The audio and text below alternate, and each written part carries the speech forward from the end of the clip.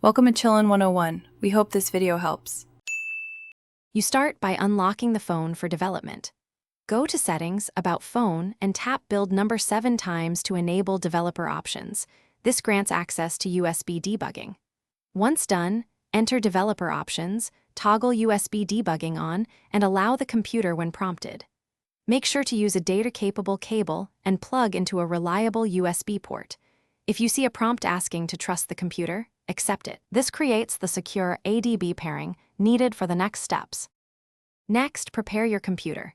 Install the ADB platform tools, and on Windows, the OEM USB drivers for your device. On Mac OS or Linux, add appropriate UDEV rules or adjust permissions so your user can access the device.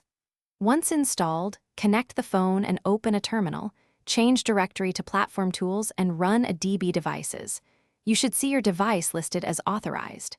If it's unauthorized, recheck the phone for the approval dialog and reauthorize. This step, to complete the connection, use a DB shell to gain an interactive terminal, or use a DB push and a DB pull to move files.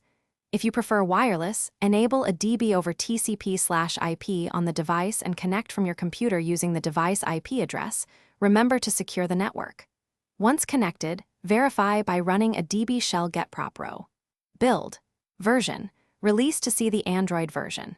If things fail, restart the ADB server with a DB kill server, then a DB start server, replug the cable, and confirm USB debugging.